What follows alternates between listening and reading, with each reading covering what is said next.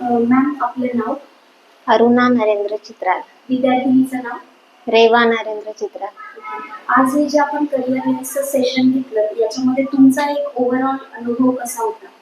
काय वाटतं तुम्हाला ही टेस्ट देऊन विद्यार्थिनीची टेस्ट झाली त्याच्यामध्ये तुम्हाला काय वाटलं?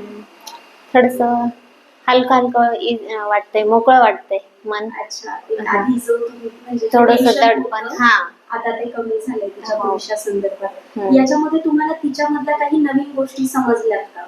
की जसं तुम्ही सरांशी बोलणं झालं असेल तुमचं, त्यामध्ये तुम्हाला नेहमी तिच्याबद्दल निगेटिव्हच वाटत होतं, पण आता तिच्यामध्ये काही चांगले गुण पण आहेत असं तुम्हाला वाटतंय का? हो, आता असं वाटतंय की नाही ती करेल काहीतरी पुढे.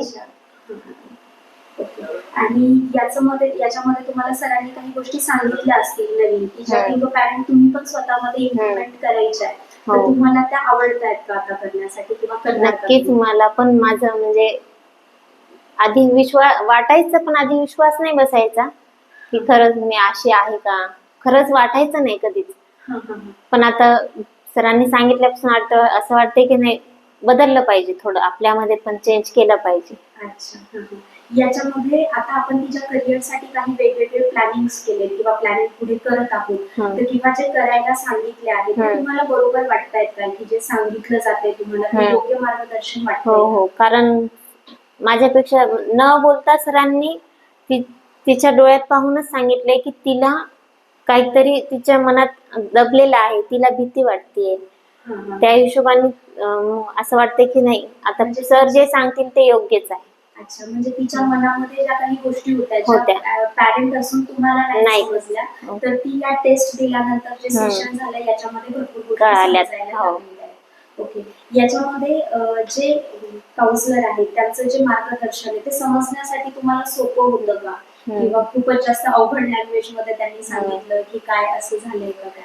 नाही, अवघड तर नव्हतंच. आणि मेन म्हणजे बोलण्या अगोदरच त्यांना सगळं काही समजलं की मनातलं त्यांनी ओळखलं.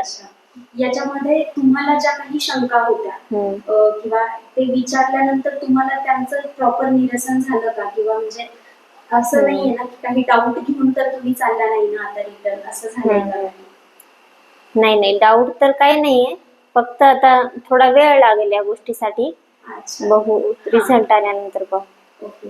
याच्यामध्ये तुम्हाला असं वाटतं का की आणखी दुसऱ्या पॅरेंट्सने सुद्धा ह्या गोष्टी करायला पाहिजे, किंवा पॅरेंट असून आपण ह्या का करायला पाहिजे? तुम्हाला जर एखाद्या पॅरेंटला सांगायचंय तर तुम्ही काय सांगाल याबद्दल?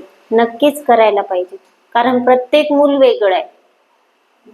याच्यावरून ते समजतंय मला असं वाटतं. ओके. जर तुम्हाला कुणाला तरी सांगायचंय की बाबा मी ही टेस्ट घेऊन आले आणि तू पण द्यायला पाहिजे, तर तुम्हाला काय वाटतं, तुम्ही ऍज एक आई म्हणून दुसऱ्या आईला काय सांगणार?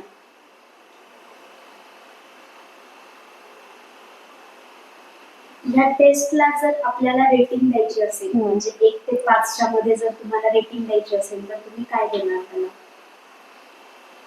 1 पासून 5 पर्यंत, किंवा मार्क्स जर द्यायचे, सपोज 10 पैकी जर गुण द्यायचे तर तुम्ही याला किती गुण देणार?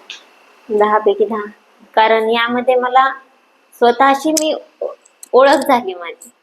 तुम्हाला मुलीचं शोधायला आल्या होत्या याच्यात स्वतःची ओळख झाली, आणि ती कशी आहे, माझ्याशी आतापर्यंत कशी राहत होती हे सुद्धा कळालं. का भीती वाटायची, तिच्या मनामध्ये काय आहे माझ्याबद्दल. अच्छा, चालेल. थँक्यू.